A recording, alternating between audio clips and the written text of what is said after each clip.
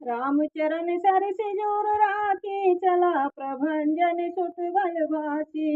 वहाँ दूत एक मरम जनावा रावण काल नेमि गह आवा।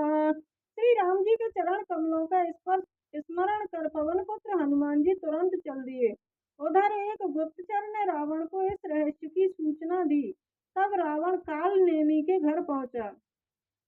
दसमुख कहा मरम ते सोना पुनि पुनि काल नेमि सिर धोना। देखत तुम्हें नगर जे जारा तासु पंथ को रोकन पारा। रावण ने उसे सारा हाल बताया, जिसे सुनकर काल नेमि ने अपना सिर पीट लिया।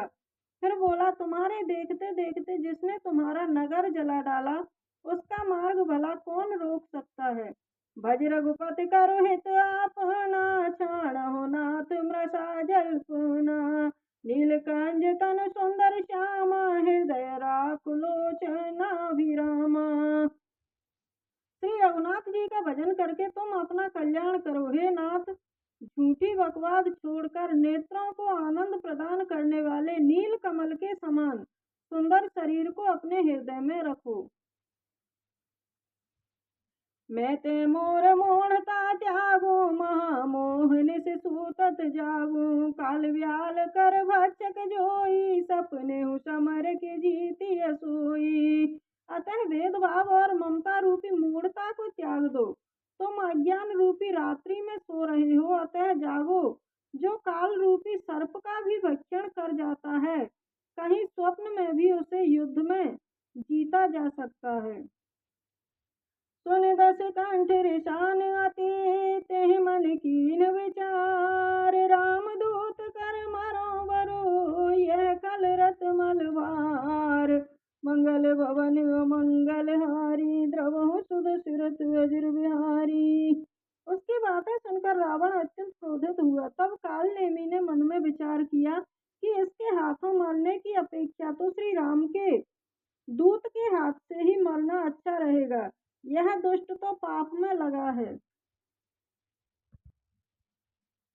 अस कह चला रचिस मग माया सर मंदिर वर बाग बनाया। मारुति सुत देखा शुभ आश्रम मुनि बूझ जल पियो जाय श्रम।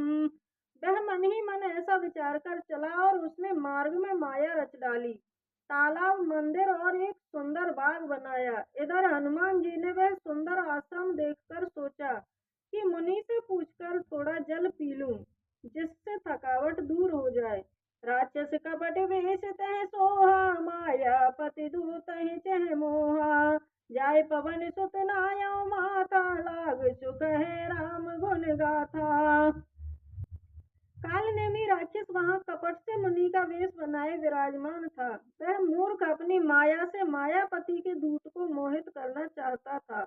हनुमान जी ने उसके पास जाकर उसके सन्मुख मस्तक नवाया तो वह श्री राम जी के गुणगान करने लगा। होत महारन रावण राम है जित है राम न संशय याम है। यहाँ भय में देखूं भाई ज्ञान दृष्टि बल मोहे अधिकाई। और बोला रावण और राम में घनघोर युद्ध हो रहा है। राम जी जीतेंगे, इसमें संदेह नहीं है। मैं यहाँ रहता हुआ ही यह सब देख रहा हूँ। मुझे ज्ञान दृष्टि प्राप्त है। मांगा जलते कीन कमंडल के कपि नहीं अघाऊ थोरे जल। सरमजन कर आतुर आवहु दीक्षा देऊ ज्ञान जे पावहु। हनुमान जी ने उससे जल मांगा तो उसने कमंडलू दे दिया। हनुमान जी ने कहा, थोड़े जल से मैं तृप्त नहीं होने वाला। तो वह बोला, तुम इस तालाब में स्नान करके तुरंत लौट आओ तो मैं तुम्हें दीक्षा दूं,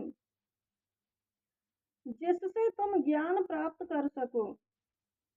सर बैठत कपि पद गहा मकरी तब अकुलान। मारी सोदर देव्य तनु चली गगन चढ़ जान। मंगल भवन अमंगल हारी द्रवहु सुदशरथ अजिर बिहारी।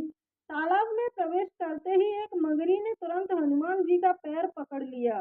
हनुमान जी ने उसे मार दिया तो वह दिव्य देह धारण करके विमान पर चढ़कर आकाश की ओर जाने कहने लगी। कपि तब दर्श भयो निस्तापा, मिटा तात मुनिवर कर सापा। मुनि न होय यह निश्चर घोरा, मानहु सत्य वचन कपि मोरा। और बोली, हे वानर, तुम्हारे दर्शन से मैं पाप रहित हो गई हूँ। हे तात, मुनि का साप मिट गया है। हे कपि, यह मुनि नहीं है, यह तो निशाचर है। मेरे वचन पर विश्वास करो। अस कह गई अप्सरा जब ही, निश्चर निकट गयो कपि तबहि। कह कपि मुनि गुर दक्षिणा लेहु, पाछे हम ही मंत्र तुम देहु।